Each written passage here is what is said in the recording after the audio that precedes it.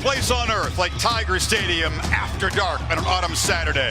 Death Valley roars to life, a deafening display of unity for the passionate faithful of LSU. But for visitors, this is college football's most hostile house, hands down. Tonight, the Tigers and the Gators. Bad blood has built up and sometimes boiled over. Will unbeaten Florida face it or flinch? LSU and quarterback Joe Burrow hope to unleash a lethal passing game against the best defense he has faced. This should be a lot of fun tonight on the Bayou. And welcome to College Football Primetime, presented by Hampton by Hilton. Death Valley is electric, cool night in Baton Rouge. Tremendous anticipation for this collision of top 7 teams, unbeaten in the SEC. And welcome to Tiger Stadium. Chris Fowler, Kirk Herbstreit, Maria Taylor, and Tom Rinaldi will join us. It gets darker on here, partner, and the memories come flooding back. Maybe these two teams will give us something to remember tonight. Well, there's a buzz in the air that's just different. You could tell the build-up's been going on all week, but even on the field before the game, you could tell there's a lot at stake. It's one of those games you just hope it lives up to the billing that we've had all week long. They're so excited about this new-look offense. The Stone Age is over in Baton Rouge. Joe Burrow and those receivers scored almost a point a minute so far. I would argue that it's probably the story coming into this weekend of college football. Joe Burrow, this new offense of Joe Brady, who came over from the New Orleans Saints, no longer I formation, 2 receivers out, max protection. They're 5 receivers out, full read, progression reads, doing a great job of just being in command of this offense. Now, it gets tougher tonight. Best defense he's seen. They can rush the quarterback without blitzing, and they can cover with a great secondary. He projects calm and confidence. Now, can his counterpart for the Gators, Kyle Trask, do that in really the first true road start of his career, high school or college? He's got a knee issue coming in. He's got a big test to that. We've seen experienced quarterbacks wilt in here. Yeah, veteran quarterbacks have a hard time. Death Valley at night challenges anybody. But I think Dan Mullen's experience of coming in here with quarterbacks, trying to put them in a position to have success could help. But let's watch. I want to look at his eyes early in this game, see if the moment and the noise and all the distractions affect him and the communication of this Florida offense. LSU's defense has had some issues, but they're getting healthy. They want to make a statement tonight. Tiger Stadium, LSU, Florida, Battle of Unbeatens coming up. ESPN, home of the college football playoff.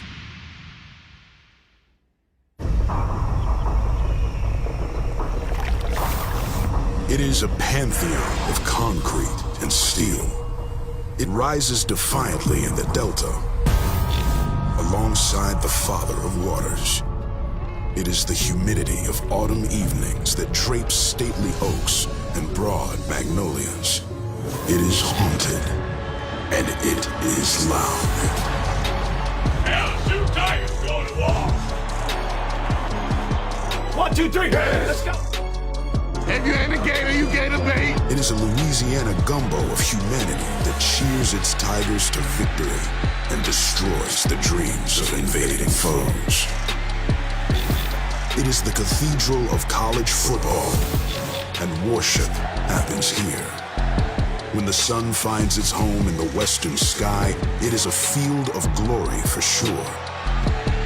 This is what it's all about. They have 11 guys going as hard as they can every single snap for 60 minutes.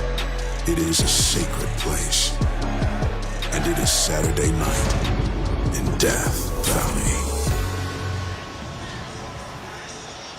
And Ed Orgeron's Bayou Bengals begin a challenging stretch, what they hope will take them into playoff contention.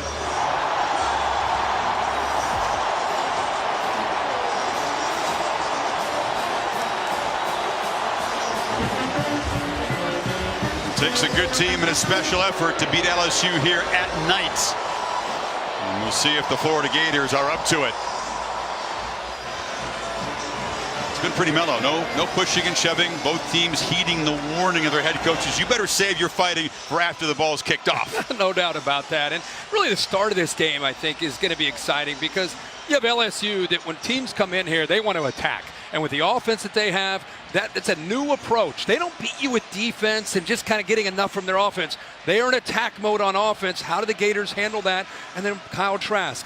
You know, if they get the ball first or an early part of this game, Do they settle in? Dan Mullen's personality is a little bit more of a kind of a risk taker, a guy that's willing to take a few chances. He's been in this environment. He knows. That's why I'm saying Kyle Trask hasn't. Dan Mullen has. He's the key. Yeah, can they protect Kyle Trask? Fumbles have been a problem. 5 of them. Strip sacks can completely deflate an offense and energize LSU's defense in this crowd. So you know that's got to be in the back of his mind. Protect the ball. Well, especially just coming off the game last week where that was an issue against Derek Brown and that Auburn defense. They not only got to him, but they were able to knock the football out. Something they really worked on. Talked about, focused on how to protect the ball. A guy just doesn't have a ton of game experience. They think examples like that will actually help him in games like this, the importance of taking care of the football. They turn the ball over tonight, game's over. Yeah, that's what Dan Mullen keeps emphasizing. Here he is with Maria Taylor. All right, Coach, you said this is what you coach college football for, games like this, environments like this. So what's the mindset you need your team to take the field with? This is what it's all about right here. You take a look at this environment, college football, big game, two of the top teams in the country playing. A lot of fun. What do you have to see from your offense early in this? We just got to come execute. We got to do a good job communicating, handling the environment, communicate to each other, and really just execute. And what was your message to your defense as they took the field and want to set the tone early? Well, I think great challenge. They've heard how great LSU's offense is. It's a great challenge for our guys. You know, all I really want to see out of them is 11 guys running the ball as hard as they can every single week. All right, thanks for your time, Coach. Now we send it over to Tom Rinaldi, who's with Coach O. Maria, thanks very much. Coach O, we know about this environment at night, but how do you coach your team to manage their own emotions? You know, we want them sky high, but we want to win the snap. We want to beat the guys on the line of scrimmage. We don't want anything illegal, we want any foolish penalties. We want to have poise, pride, and character. An inexperienced quarterback playing in Death Valley on a Saturday night. How do you take advantage of that? Welcome to Death Valley, where opponent's dream come to die. Good luck, Coach. Go Tigers. Chris. You knew that was coming. Tom, thank you. Coach O is priceless. Saturday night in Death Valley, as we said, no place on earth quite like it.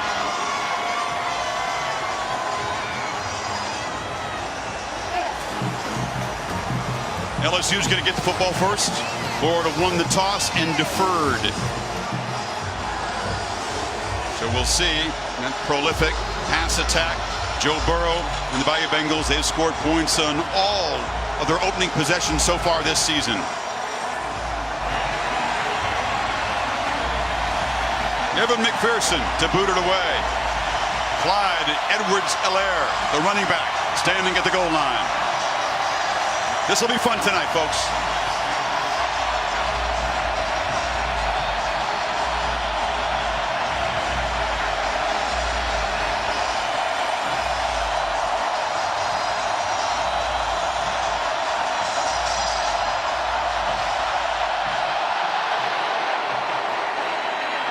Winded is back, the ball driven into the end zone for a touchback. And here comes Joe Burrow. You know, he transferred from Ohio State, backed up J.T. Barrett, lost the job there to Dwayne Haskins. But man, has he emerged this season, Kurt. Yeah, look at him completing 78% of his passes, 22 touchdowns, only 3 picks. The greatest thing you can say, and we'll see how it goes tonight, the command of the offense, how quickly he processes things, and how he's able to work through his progressions and throw the ball accurately. 2 by 2 with Edwards-Helaire in the backfield.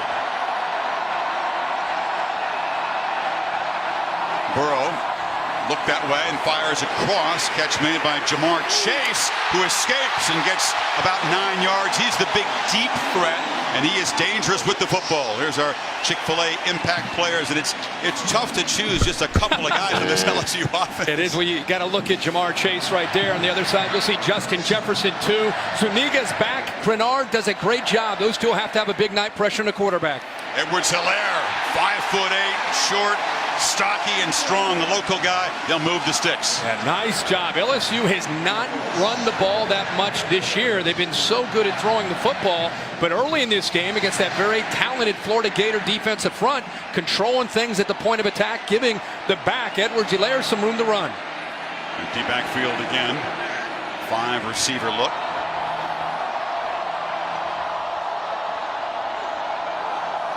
Gators rush 4. Burrow gets the ball out quickly, and the catch is made by Jefferson. the other half of that dynamic tandem, but he's spun down by Reese, the linebacker, gained just a yard and a half. You know, 3 plays, 3 different formations. Steve Insminger upstairs along with Joe Brady looking down and just trying to give Todd Grantham, the defensive coordinator from Florida, as many different looks as they can. In the process, trying to create one-on-one matchups to try to find out where Joe Burrow can attack. Now the Gators are more aggressive defensive posture on 2nd and 9. You know about Todd Grantham, defensive coordinator. Pressure off the edge, Burrow downfield throw, and the catch is made at the 32 by Jefferson. He is so good under pressure. Florida brings the blitz from the nickel. Trey Dean right here comes, creates a one-on-one opportunity. Jefferson against Sean Davis, who's a safety. That's the best receiver, maybe one of the tops in not just the SEC, maybe in the country, the first half of the season he's had against a safety. You got 23, Burrow looking to throw again for the end zone, laying out, broken up beautifully by C.J. Henderson against Jamar Chase. That'll be a good matchup all night. Yeah, that's the matchup we want to see. C.J. Henderson is an outstanding corner, has great size, great speed. I love that he has his head turned, locates the football. He read the eyes of Chase. Chase looks for the ball, telling Henderson to look up for the ball, and has that closing speed to catch up and knock the ball away. Little tug on the towel there. They'll let him play tonight. 2nd and 10. Burrow checks the sidelines. And design run. It's a part of his game. Hasn't had to use it too much. He got about 3 yards there. Yeah, but he's athletic enough, and when you have a quarterback, just mixing that in, it makes a defense have to respect that. It's something you can go back to. But those safeties, linebackers both doing a good job of recognizing that and taking it away to put Burrow here in a 3rd and long. 3rd and 7. They're in fringe field goal range for the freshman Cade York. This is Edwards-Hilaire motioning back in. Plenty of time in the play clock. This pre-snap chess match, we'll see it all night, Kirk. Burrow backpedaling. Can he escape? Spins free, running for his life. Stays in bounds, makes a move. Knocked out short of the mark. We're at the 26 by Jeremiah Moon. It's 4th down. Amari Burney showing blitz. This is Todd Grantham doing a good job of walking up, showing blitz, and instead of coming, dropping. And by dropping, he takes away the underneath route that Burrow wanted to go to, forcing Burrow to pump fake, hold on to it, and then the rest of the Gators can get to him. So Todd Grantham wins that chess match there on 3rd down with the call. 44-yard attempt for Cade York, a freshman from Texas who's 7 of 8 this season. And York, who struggled in warm-ups, missing wide left frequently, does so when it matters. And for the first time this year, LSU comes up empty on the opening possession.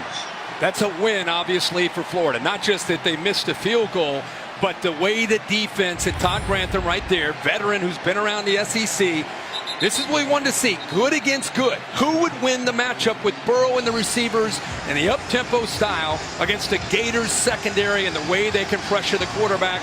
Round 1 on the road in this environment. Big stop by Florida. Sometimes what happens in warmups can carry over to the game. So Kyle Trask and the Gators in their first possession from the 25. LaMichael Pirine, the senior from Mobile, is the back.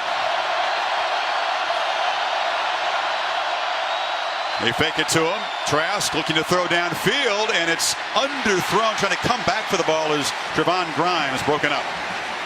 Up that. Dan Mullen said Death Valley at night. Inexperienced quarterback playing on the road. Are we going to ease into this game? No. He puts Kyle Trask in a position to attack downfield. They've got some very talented receivers that can run, and they have height. Grimes is 6'5". They're going down the sidelines against a true freshman in Stingley.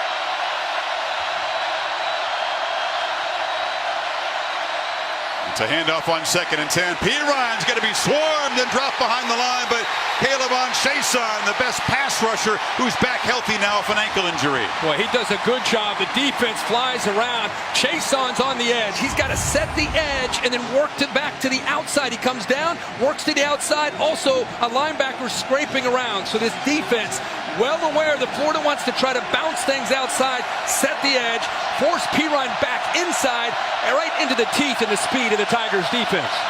Loudest end of the stadium where the students are. 3rd and 11.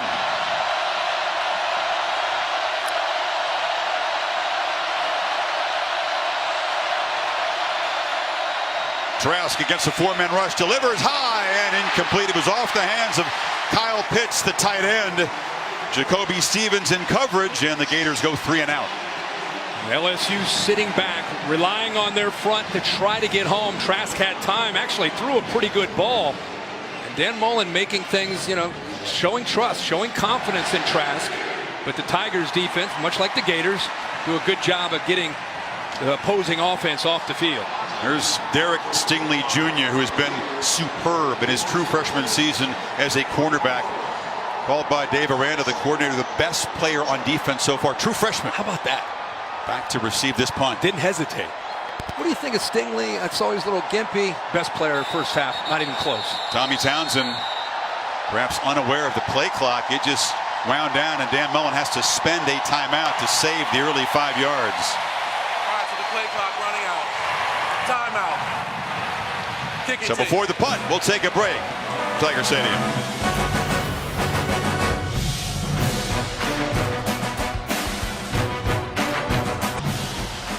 "65 beautiful degrees, about 25 degrees cooler than it has been for the other games this season. Nice night to fly for the Goodyear Blimp, providing aerial coverage, introducing the newest honorary member of the College Football Hall of Fame, the Goodyear Blimp. Goodyear, more driven." You can catch all the details of tonight's game in 4K on DirecTV Channel 107 and on Comcast for the Samsung QLED TV 4K game of the week. So Mullen, an aggressive approach to play calling, Kirk, but it results in a 3 and out. And here's Tommy Townsend on to punt. I doubt he'll fake this one. Fake go wrong against Auburn in the win last week. He set up a Auburn touchdown. This is a high and short boot, and Stingley just lets it bounce at the 35. It'll be downed right then. Maria? Yeah, guys, a big storyline down here for Florida's defense. Jonathan Grenard dealing with, it looks like a high ankle injury. He was pointing to it with the trainers. He went in the tent, and I just saw them add a pad to that high ankle. And I'm told that he's been dealing with this for a couple of weeks, but it happened early on in the very first defensive series. He's been on the sideline since, but he is here now waiting to go in. And that's one of the top pass rushers in the country so far. Yeah, we'll have to keep an eye on that. Went back and looked at the first series. He played the first play, got double teamed, backpedaled, and then went off the field the rest of that opening series. So if he cannot come back, huge loss for the Gators. Just getting Jabari Zuniga, the other pass rush bookend, healthy. And now a busted hole. Edwards-Hilaire's in the clear. It's a foot race. And the Gators will finally chase him down inside the 10. An explosive run for the local product. A good job by the right guard, Damian Lewis. The tight end, Thaddeus Moss, coming through, does a nice job. He'll come through and lead, but watch the block right here by the right guard, 68. Gets his back turned to the hole, opens it up, and that hole just opened up in a big way for the Tigers. They're playing fast in the red zone. Burrow zips it across the middle. Caught! Touchdown! Jamar Chase!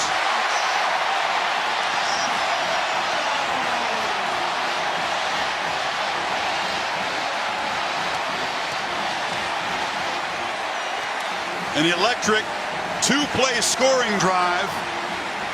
And LSU continues the fast start. Missed a field goal at the first possession. Find the end zone. Couple of plays covering 66 yards, and that's the first touchdown the Gators have allowed in the first quarter all year. Well, the run obviously sets up the touchdown pass for Joe Burrow. They go with a big run, come back the very next play. This is LSU inside the 10-yard line, spread formation. They go with the run-pass option, and it opens up for a nice touchdown. It's still disorienting, isn't it? It is. I mean, LSU will crank the tempo extra fast in the red zone, but they remain perfect for the year.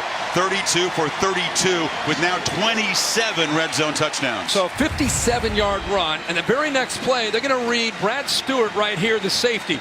He's kind of coming up just enough to be able to hit the quick slant right behind him. Watch Joe Burrow's eyes right there, looking all the way and feeling Brad Stewart.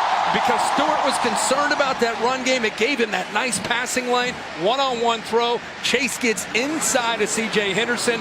And that's how LSU's offense has operated most of this year. They hit you in a hurry. Chase, a sophomore, is averaging almost 20 yards a carry. He's number 1 in the SEC in receiving yards.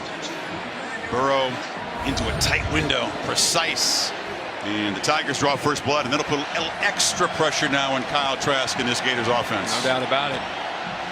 Just getting started here, but LSU, even on the drive, they weren't able to come away with points, had success moving the ball against that Gator defense. They had not allowed a play from scrimmage as long as 57 yards, but that's what Edwards-Helaire gained to set up the touchdown pass.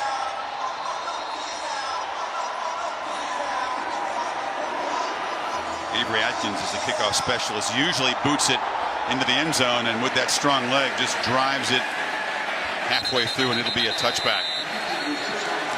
So Kyle Trask backed up Derek King, who's with the Houston Cougars and never played as a starter in high school. Say that again for people that weren't listening. Never played as a starter in high school. Never started a game in high school. And he's in Florida tonight, starting quarterback. Says a lot about that perseverance. Yeah, he impressed as a kid. He really had to earn his way. You see him redshirt, and obviously the way was cleared for him to pick up the starter when Felipe Franks was injured. Yeah, until he stepped in this year for Frank's last start as a freshman in high school on the JV team. Now here he is in Death Valley playing for the Gators. LSU, the defense keyed up, leaning forward like they're going to come after Trask. And it was a false start on the edge. It was like Pitts, the tight end, huh? Yep, tight end at the up top, flexed out as a receiver. False start. Offense ready for it. 5-yard penalty. First down. Like all teams, they crank the speakers and practice up to 11, but you can't simulate this, can you? No, and sometimes we always worry, how's the quarterback going to handle it, right? And other times it's the offensive line. In this case, the tight end flexed out as a receiver who gets a little excited and flinches a bit and costs him 5 yards.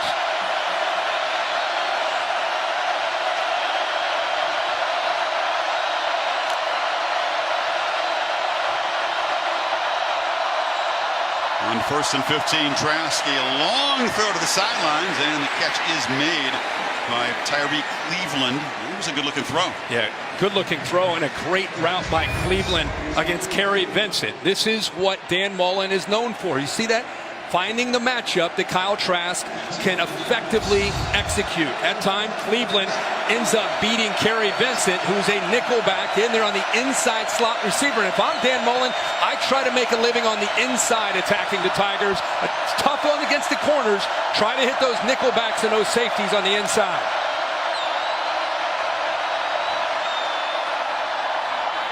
Eron knocked down. It's been a struggle for the Gators running the ball. It's weird for a Dan Mullen offense. 11th in the SEC in yards, also 11th in yards per carry. Yeah, it's not a typical Dan Mullen offense. That time Tyler Shelvin, 72, just pushing himself through, making an impact in the middle. Really disrupted the timing, but Pirine fortunate to be able to wiggle through there and still get 4 yards.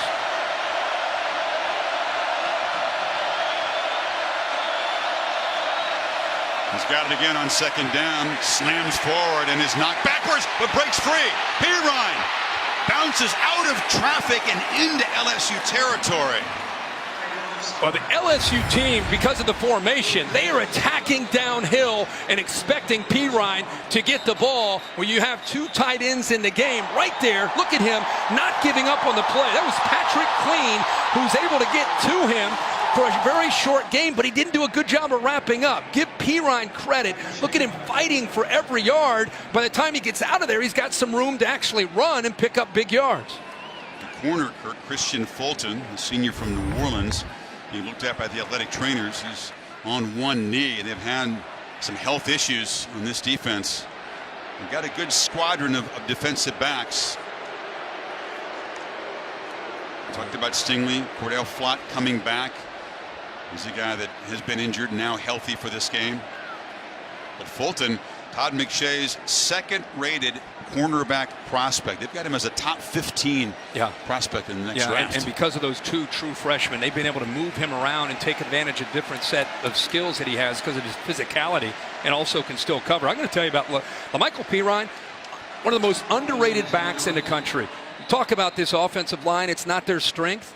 This guy very rarely gets a chance to come through clean to get to the second level. He has to do what you just watched. Almost every time he carries the ball, he's getting hit close to the line of scrimmage. So he's dropped some weight. He's quicker. He's powerful. A complete back that Kyle Trask has back there next to him.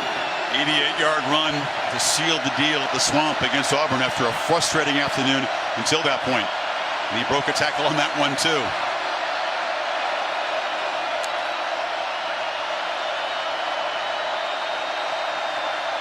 Trask from the pocket. He has good protection on first down and takes another downfield shot, but it's overthrown. No chance for Pitts to make a play. Well, Pitts is the big tight end that had a nice game last week against Auburn. 8 catches, 65 yards. He's 6'6". He's more of a receiver than he is a tight end. They flex him out at 6'6", matched up against Stingley, the true freshman, who is as gifted as any corner in the country, but they're trying to take advantage of that 6'6" size one-on-one against the freshman. And that time, good positioning by Stingley, anticipating that ball downfield. Kirk, another true freshman, Jay Ward, has replaced Fulton at corner, so a very young Tiger secondary. See,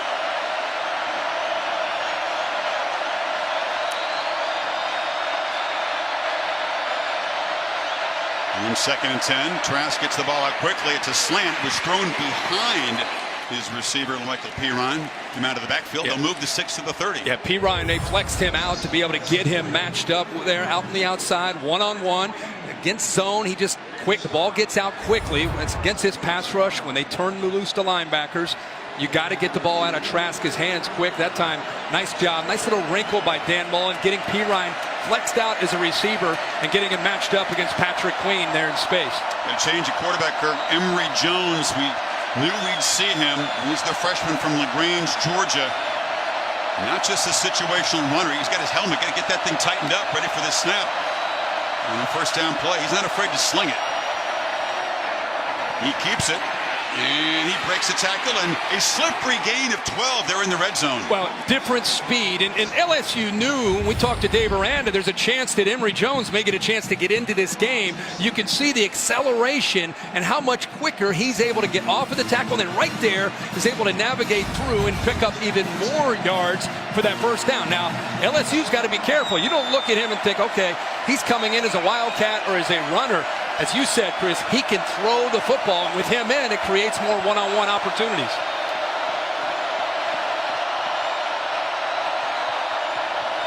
Jones is going to run again, and he'll be stopped for a short gain. He played 4 games last year, but they could preserve his redshirt season. But he got in against Georgia and against Michigan in the bowl game. So not his first time against a stout defense. That's a fair point. He's a veteran guy, and Dan Mullen told us this week. He told us on the field before the game. I kind of whispered into his ear with LSU people around. Chance that Jones comes in, he looks at me like, oh yeah, most definitely, because it makes them have to worry about the quarterback run game and gives us some matchups we can try to win with, as I said, with his arm. Trask returns on 2nd and 7. Turns and gives it to Pirine, who had a stutter step because the hole was clogged, and he'll fight for about 1.5 yards. And that's your typical run by Pirine this year, where, you know, it's a jump cut. The linebacker's already in his face, and he's just trying to get as many yards as he can. We had the Gators in the opening win over Miami. This offensive line doubted, called the weak link in the team, and they brought a determination into the season to change people's perception, but it's hard to not call them the weak link so far, the way they played this year. But Dan Mullen told us, especially on 3rd down, he wanted to get the plays in much faster to give Trask and the offensive line time to communicate because of the crowd noise. First time the play clock working down on him quickly. He needs 6. Tigers showing a 3-man rush, and they drop 8 into coverage. Trask has time underneath, catch made right at the marker by Grimes. And where they're putting the football down should be 1st and goal. I tell you what, that's a nice job by the offensive line. They only rushed 3, but a really good job of Trask being patient in the pocket, waiting and waiting for a receiver to eventually come free, and he finds him. 10th play of this drive, what would be a very effective answer to the visiting Gators. How do you take a crowd out of the game? Nice 10-play drive. Execute on 3rd down. Come up with some first downs. Trask under center and a timeout taken. Coach O stalking out on the field, upset with his defense. First timeout of the half. LSU.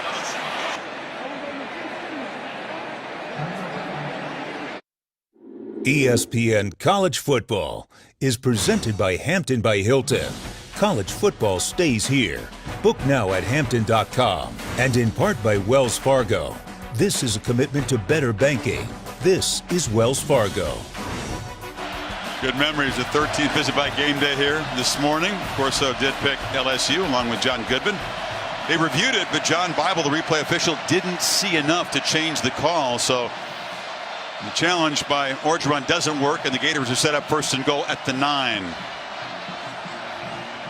Would have been 4th down and about a foot. We thought there was maybe enough to re-spot the ball. John Bible didn't see it that way.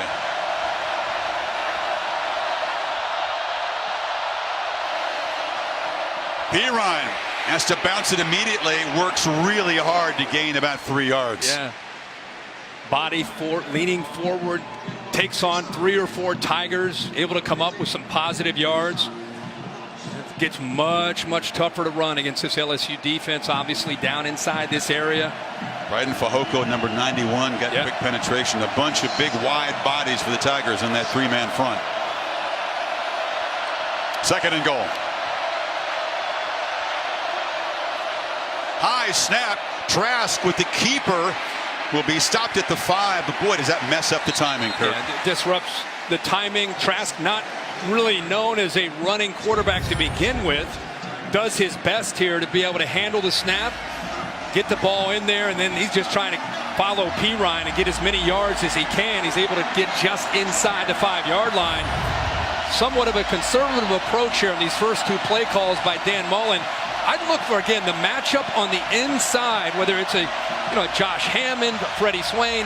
Look for an inside receiver to try to make a play here against a bigger safety. And the slots have been very productive for this Gators offense. 3rd down. Trask, play action. Survey, flips it across the middle, back in the end zone. Touchdown to Grimes. And the first time Rhodes starter looked cool on that drive, didn't he? Boy, he sure did. Showed patience this time. Again, give the offensive line a lot of credit. LSU only rushing 3. Grimes working from the outside. Hammond works inside out, and Grimes works from the outside in and gets able to separate and pull away from Christian Fulton for the touchdown. As you said, Chris, a great answer for the Gators on the road. 12 plays. 75 yards, took almost 6.5 minutes. And you can't hear the crowd. Nope. That's the answer. McPherson ties the game, so LSU scores in electric fashion, just a 2-play touchdown drive. The Gators grind it out methodically, and Kyle Trask, a beautiful throw over the top to Grimes. 7 apiece on the Bayou.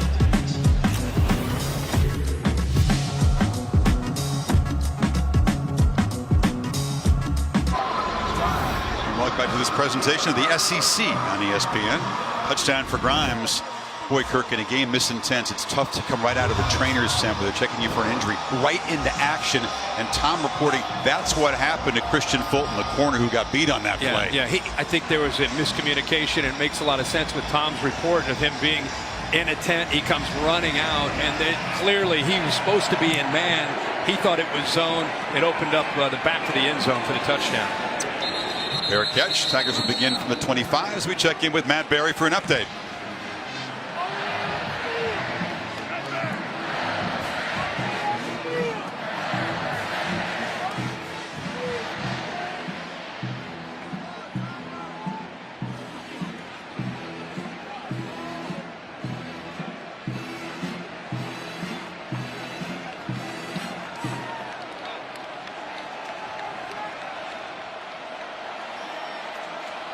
You see on ABC, Penn State hosting Michigan in the whiteout next Saturday night. Burrow looking to throw on 1st down. It's a slant, and it's caught for a short gain by Stephen Sullivan, one of the athletic tight ends that are really big receivers. Yeah, 6'5", 242 pounds, a receiver that can go inside or outside, has that kind of flexibility. And again, another example of Joe Burrow. 5 receivers, many cases, ball out fast with 5 offensive linemen protecting him. Surveys the coverage incredibly fast. Burrow 5 of 6, 47 yards in the touchdown. The chase. 2nd down, they bring some pressure. Has to pump fake, circles around, and now will get about a couple of yards there. And finally heat up the pocket for the first time. Reese came. If you're just tuning in, we were very excited all this week to see John Grenard, their top pass rusher, have a chance to rush, but he's been out most of this game. Gators make a stop on 3rd and short. They weren't even properly lined up, but Henderson made a nice tackle on Justin Jefferson. It's 4th and 1. Well, his acceleration, putting his foot in the ground and being ready, Chris, part of the defense when teams go tempo is just getting your cleats in the ground and being ready to react. And that time LSU, they tipped their hand with where they're going to go with the ball. C.J. Henderson not surprised. Some of the other Gators weren't even ready, but he reacted quick enough to keep the Tigers short of that first down. Zach Von Rosenberg, the 28-year-old former minor league pitcher, is the punter. Brady Swain back deep for the Gators, and the lefty gets a good boot away. Swain waves the hand, makes a fair catch way back at the 16-yard line. Take a look at the Buick Drive recap, the scoring play, Kurt. Yeah, let's go back to the touchdown where Grimes is able to work here and to the back of the end zone. Fulton is here. I think he's expecting help from the inside, but after the ball fake, watch the running back Pirine stop right here, and he's taking up, occupying this defense. They're worried about Pirine. Meanwhile, Fulton expecting that help. He ends up leaving Grimes all alone in the back of the end zone, and I'm sure they're going to go to the sideline and try to work that out. You can see his frustration after the touchdown. Yeah, the quick 3 and out puts the LSU defense that was out there for a long Florida drive just moments ago right back on the field. It's Malik Davis taking his turn at tailback. Trask from the pocket across the middle, and it's caught by Pitts, and the tight end has been a matchup problem. Made a big game against Auburn, 5 catches. Yeah, he is a great friend of a quarterback because of his size. Look at Trask handling the snap. The snap is high. We've seen some high snaps, but he's in rhythm. He stays in rhythm by being able to handle that, looks off to safety, works his way back to that matchup with a big fella, Kyle Pitts. Beat their best cover guy, the freshman Stingley. 23-yard gain. Another high snap, and it's zipped incomplete. Pressuring him very quickly was Fehoko. Fehoko got a hand on that football, I believe, right at the line of scrimmage. Affected the accuracy of Trask, who, by the way, we wondered how Kyle Trask would handle Death Valley. And early in this game, he seemed to be handling it just fine. Fehoko right there just gets his hand up as Grant Delpit is coming up tight there in coverage against Freddie Swain. They've got 3 backup down linemen in there trying to give the starters a rest after that long drive. 2nd and 10. The backups are still pretty good, by the way, as we saw with Fehoko. Davis just into heavy traffic. It'll be 3rd down and about 10. Yeah, between the tackles, very, very tough. One thing Dan Mullen told us, he said, you know, we've struggled early in games to run the football effectively, but we've not gone away from it. And Saturday night against the Tigers, we've got to be able to maintain that. We've got to stick with it because in the 4th quarter, that's where we've been able to run the ball better all year long. But it's been a struggle here early, obviously. 5 receivers, empty backfield on 3rd and 9. Final minute of the 1st quarter. And Trask trying to communicate to the offensive line in this deafening roar. LSU dancing around. They bring some pressure. Trask gets away and has room. And he'll take a shot and be knocked down a yard short of the first down by Grant Delpit, the safety. Delpit comes off of man coverage. That's what you'd expect from LSU. They've been rushing 3, and it wasn't working by dropping 8. This time, they bring the heat. Look at Delpit do a good job of working off of Kyle Pitts. The recognition goes down low and keeps Trask short for the first down. Delpit known for his skills as a deep center fielder, but he likes playing closer to the football, and they've increased his role. That is the end of the 1st quarter. So that was a big stop for the Tigers, and the 2nd quarter will begin with a Florida punt from the 49-yard line. A quick scoring drive for LSU, a long march for the Gators. We are 7 apiece in Baton Rouge after 1 quarter.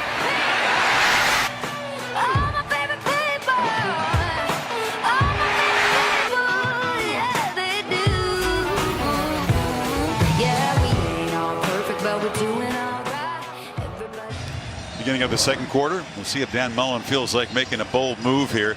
Chose not to go for it on 4th and 1 at midfield. Tommy Townsend couple of fakes in his career, one of them unsuccessful last week, as we said, and he's just going to try to pin LSU deep. High boot. Stingley comes up, makes a fair catch at the 18-yard line.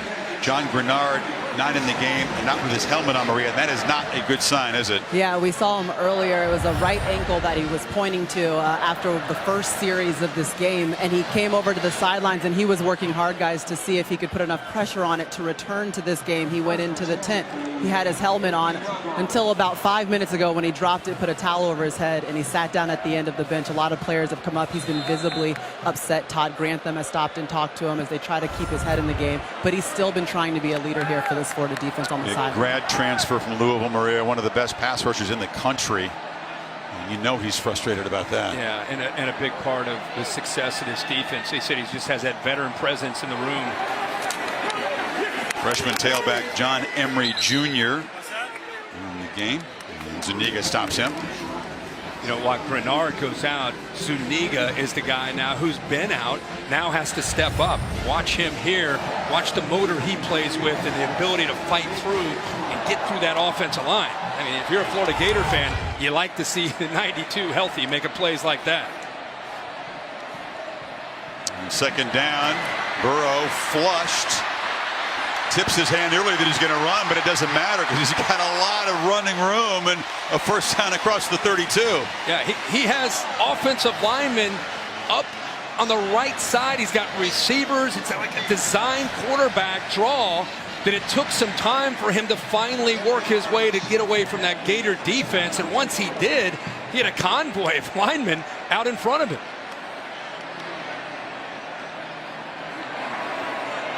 Edwards-Helaire back in the game.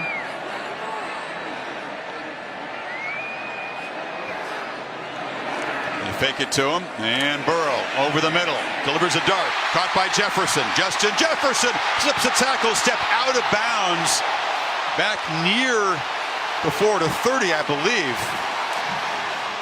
A great route by Justin Jefferson.